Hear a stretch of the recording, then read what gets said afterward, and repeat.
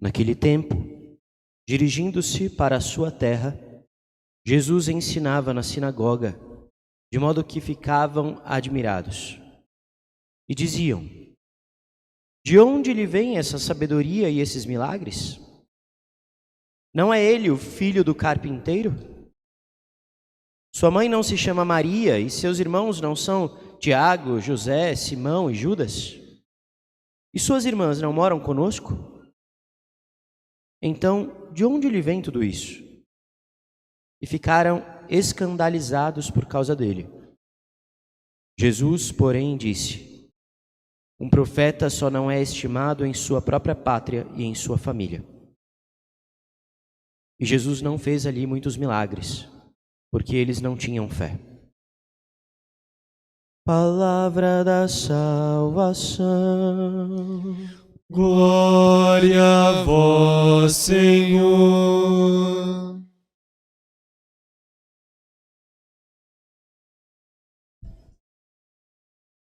Louvado seja nosso Senhor Jesus Cristo. Hoje, meus irmãos, é 1º de maio, celebrado civilmente como Dia do Trabalhador. E para nós, um dia muito mais especial, porque é dia de São José, celebrado hoje como trabalhador, como operário. É ocasião, então, de sim, rezarmos por todos os trabalhadores do mundo inteiro. É ocasião de aqueles que estão sem trabalho, pedi-lo pela intercessão de São José. É ocasião de pedir, além disso, um trabalho digno. Mas, para além de tudo isso, é tempo propício para meditarmos sobre o sentido cristão do trabalho. Ser cristão, atenção a isso, ser cristão não é meramente vir à igreja, ser católico não é meramente vir à igreja no domingo, hoje, por exemplo, e depois seguir a vida como se nada houvesse acontecido. Deve haver um distintivo na vida do católico, no sentido que enxerga em tudo, em todas as dimensões da vida, todas, inclusive no trabalho. Para o mundo, o trabalho pode ter um sentido, primeiramente, funcional, ou seja, meramente material, no máximo de uma aquisição de virtude humana. Mas para nós, atenção a isso, para nós o trabalho tem um profundo sentido espiritual. E é necessário que enxerguemos, compreendamos este sentido espiritual do trabalho. E aqui eu estou falando do trabalho, todos os trabalhos, da dona de casa, do estudante, que, como tem os coroinhas aqui, ó, vocês que fazem os seus trabalhos também, ajudam em casa, ajuda a mãe lá na louça, que faz a sua tarefa da escola. É um trabalho, algo que se faz. E tudo isso deve ser feito com um sentido espiritual. Então, recordemos, na Sagrada Escritura, o que a Sagrada Escritura, a Bíblia, fala do trabalho. Em um primeiro momento, parece que o trabalho tem um sentido negativo, quando nós recordamos, sobretudo, o livro do Gênesis. Porque, se vocês se lembrarem bem da criação, vocês se lembram que quando Deus criou o homem, ele trabalhava? Trabalhava lá no Jardim do Éden? Não. A partir de que momento que o homem passou a trabalhar? Depois do pecado. Depois do pecado original, Deus se volta para o homem e diz: agora você vai ter que suar. Agora você vai ter que trabalhar para comer. Agora você não vai ter tudo mais de mão beijada. Ou seja, Em um primeiro momento, nós lemos e pensamos então é isso mesmo, o trabalho é um castigo. Acordar de manhã na segunda-feira, tirando essa segunda-feira que tem cara de domingo,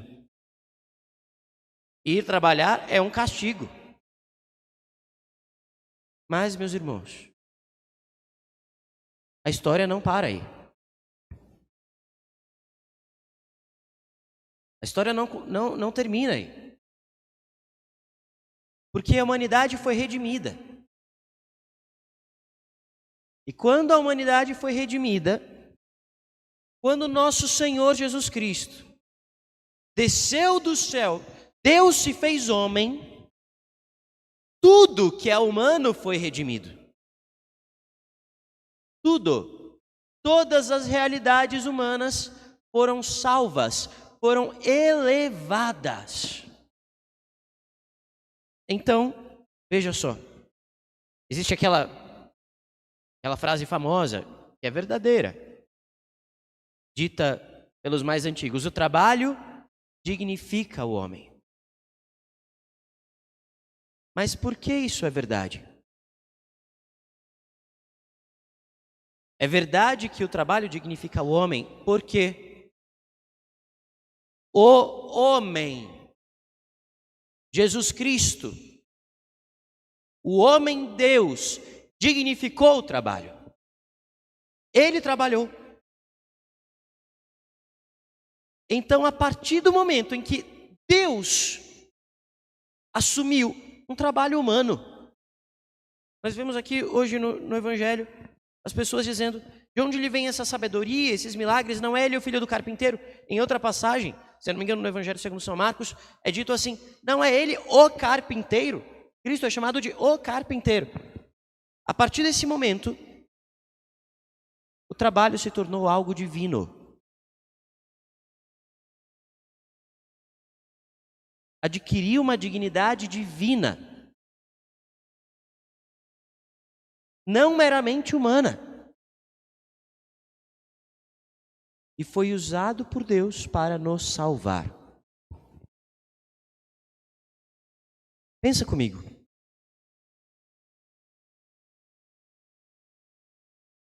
Quanto de sacrifício nosso Senhor Jesus Cristo precisaria fazer para nos salvar dos nossos pecados? Quanto? Qual medida? Ora, o menor sacrifício feito por ele seria suficiente. Então, toda a vida de Cristo tem poder de salvação para nós. Quando o Senhor estava lá na carpintaria com São José, lidando com aquela madeira, e a gente pode imaginar, né? Pegando o serrote, serrando a madeira, e batendo a madeira, e farpa entrando na mão dele. Isso era sacrifício pela nossa salvação. Já era uma prefiguração da cruz. A madeira com a qual o Senhor trabalhava junto com São José era uma prefiguração do madeiro da cruz. E ali, portanto, ele entregava aquele trabalho pela nossa salvação. O trabalho de Cristo tem poder para salvar o homem, nos livrar dos nossos pecados. E São José se uniu perfeitamente a esse mistério, se associou, portanto, de modo privilegiado, à obra da redenção humana. Então, acompanhe aqui comigo o raciocínio. A partir desse momento, portanto, um cristão, quando trabalha, está também se unindo a Cristo que trabalhou. oferecendo esse trabalho como oferta ao Pai.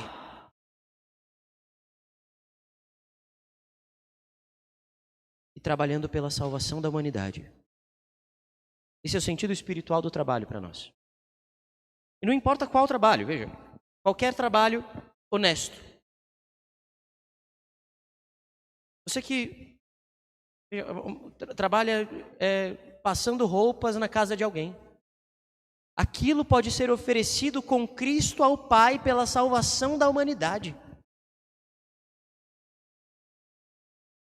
Você que trabalha cuidando dos seus netos, é um trabalho, está trabalhando ali. Aquilo pode se tornar oferta ao Pai, oferta a Deus. Percebe a grande dignidade do trabalho para nós? O trabalho tem o valor da cruz.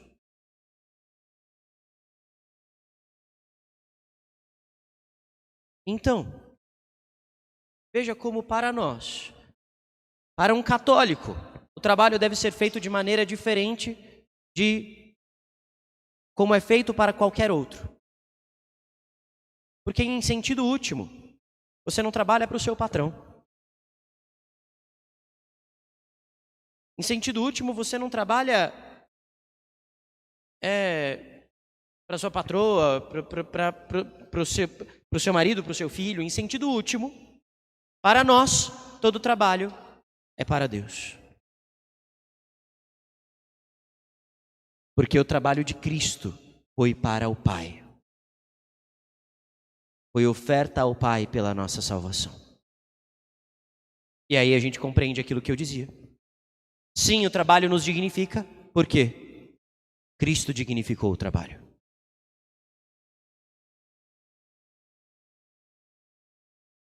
Então, a partir de hoje, veja, compreendendo isso, nós não devemos fazer mais nada na nossa vida. As menores tarefas, do mesmo modo. Tudo deve ser feito com excelência. Com amor. Porque se é para Deus, se é para o Senhor. Se é para o Senhor, veja. Qualquer tarefa. Aqui, por exemplo, quando os acólitos coroinhas estavam aparando esta vela aqui. É para o Senhor. É para o Senhor. Então, se faz do melhor modo possível. Isso nós vemos mais diretamente, porque é um serviço para o altar. Mas isso também é o teu trabalho mais simples. Se é para o Senhor, ele é feito do melhor modo. Ele é feito não no meio da murmuração. Mas ele é feito como quem trabalha para o Senhor. Existe uma homilia de São José Maria Escrivá, fundador do Opus Dei. Ele fez uma homilia uma vez, belíssima, e ficou intitulada depois como Amar o Mundo Apaixonadamente. E ele diz assim, nesta homilia, ele diz que nós devemos saber materializar a vida espiritual. Essas são as palavras dele. Queria afastá-los da tentação tão frequente de levar uma vida dupla. A vida interior, a vida de relação com Deus, por um lado, ou seja, a vida de quando você vem à igreja. E por outro lado, diferente, separada, a vida familiar, profissional, social, cheia de pequenas realidades terrenas. Não, meus filhos, ele diz. Não pode haver uma vida dupla. Não podemos ser como esquizofrênicos se queremos ser cristãos. Há uma única vida, feita de carne e espírito. E essa é que tem de ser, na alma e no corpo, santa e plena de Deus. Não há outro caminho, meus filhos. Ou sabemos encontrar o Senhor em nossa vida de todos os dias, ou não o encontraremos nunca.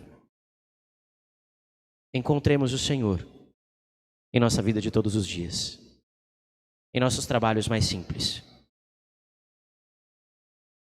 E o nosso trabalho será santificado, o mundo será santificado, e nós nos assemelharemos assim a São José, que se uniu ao Senhor em seu trabalho.